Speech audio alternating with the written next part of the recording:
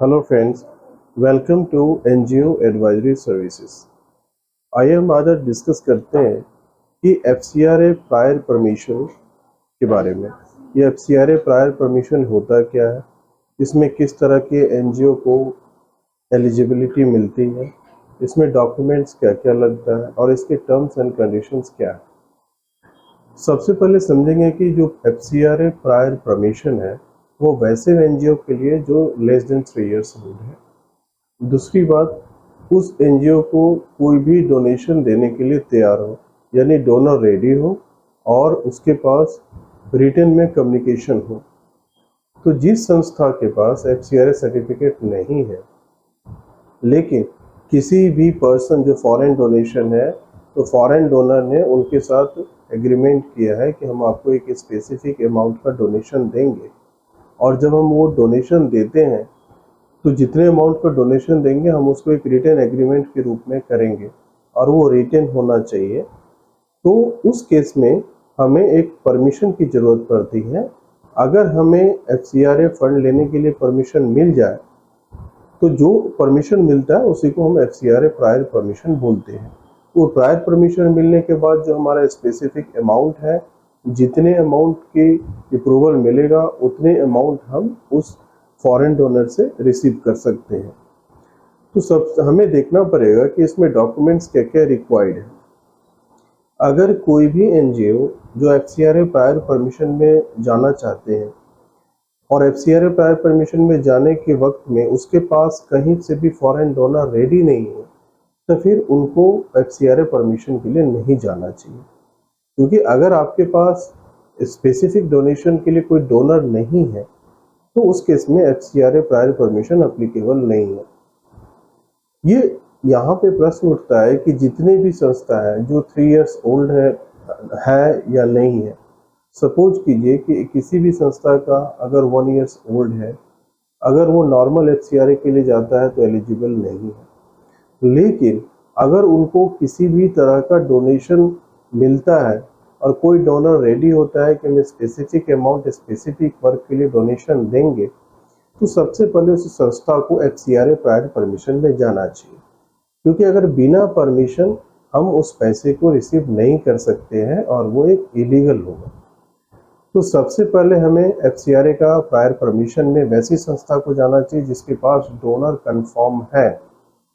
फिर से मैं बोल रहा हूँ, अगर कोई भी संस्था, चाहे वो ट्रस्ट हो, चाहे वो सेक्शन 8 कंपनी हो, चाहे वो सोसाइटी हो, अगर वो एफसीआरए फॉरेन फंड लेने जा रहे हैं और एफसीआरए प्रायर परमिशन के लिए सोच रहे हैं, तो सबसे पहले उनको कंफर्म करना पड़ेगा कि फॉरेन डोनर है, डोनेशन मिलेगा या नहीं। जब तक डोनेशन फिक्स नहीं है तब तक एफसीआरए प्रायर परमिशन जाने का कोई मतलब नहीं बनता है। तो हमें ध्यान देना है कि इसमें किस किस तरह के डॉक्यूमेंट्स हमें रिक्वायर्ड होंगे, और जब भी हम एफसीआरए प्रायर परमिशन में जाते हैं तो उस प्रायर परमिशन में जाने से पहले हमें वो सारे लिस्ट ऑफ डॉक्यूमेंट्स चेक करना पड़ेगा कि क्या हमारे पास वो सारे अवेलेबल है या नहीं है। जितने जो इसमें जो डॉक्यूमेंट्स रिक्वायर्ड है, एक तो रजिस्ट्रेशन सर्टिफिकेट है, दूसरा है मेमोरेंडम है या बायलॉज आप कहते हैं, या ट्रस्ट डीड है।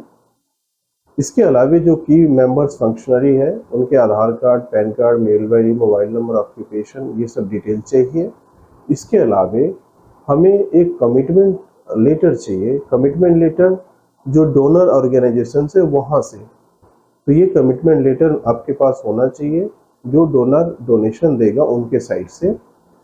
इसके अलावा आपके पास प्रोजेक्ट रिपोर्ट होनी चाहिए कि इस प्रोजेक्ट रिपोर्ट में ये लिखा रहेगा कि हम फॉरेन कंट्रीब्यूशन जो रिसीव होगा उस पर उसमें हम कहाँ कहाँ खर्च करेंगे, तो वो सारी चीज़ें प्रोजेक्ट में मेंशन होता है।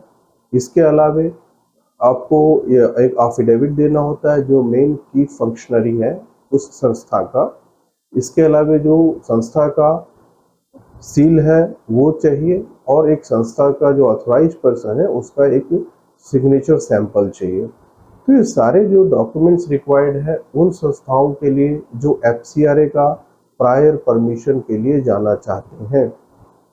ये उन संस्थाओं के लिए काफ़ी लाभदायक है जो लेस देन 3 इयर्स है और उनके पास कोई फॉरेन डोनर है और वो कमिटमेंट लेटर भी है, एग्रीमेंट भी है, प्रोजेक्ट भी है उनके पास रेडी, तो उस केस में वो स्पेसिफिक अमाउंट और स्पेसिफिक वर्क के लिए फॉरेन डोनेशन रिसीव कर सकते हैं।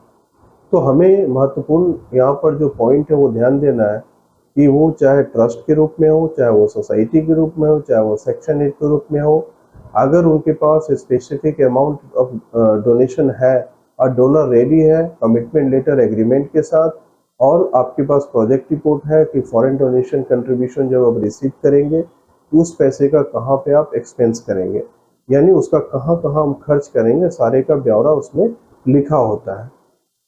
तो ये सारे हमें डॉक्यूमेंट्स चाहिए जब भी हम FCRA प्रायर परमिशन के लिए जाना चाहते हैं।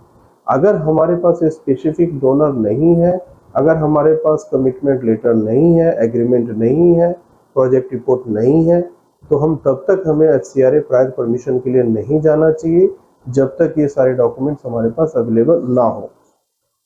तो सबसे इम्पोर्टेंट है ये की पॉइंट, जब जो भी संस्था FCRA में प्रायर परमिशन के लिए जाना चाहते हैं उनको ये सारी डॉक्यूमेंट्स अपने पास रखनी चाहिए, इसके बाद ही उनको FCRA प्रायर परमिशन में जाना चाहिए। यहाँ ध्यान देने वाली बात है कि जो भी संस्था FCRA का प्रायर परमिशन के लिए अप्लाई करते हैं, जब तक कि उनको अप्रूवल ना मिले तब तक वो फॉरेन कंट्रीब्यूशन नहीं रिसीव कर सकते। अगर वो रिसीव करते हैं तो वो एक इलीगल माना जाएगा और वो उस पर पेनाल्टी इम्पोज किया जाएगा। उम्मीद है कि सारी जानकारी आपको FCRA प्रायर परमिशन से रिलेटेड आपको मिला है। अगर आपने हमारा चैनल सब्सक्राइब नहीं किया है तो रिक्वेस्ट है आप मेरा चैनल सब्सक्राइब कर दीजिए, ताकि जितने भी लेटेस्ट नोटिफिकेशन है वो आपको मिलते रहे और जानकारी टाइम टाइम पर हम आपको बताते रहें और आपको मिलते रहें। Thank you for watching this.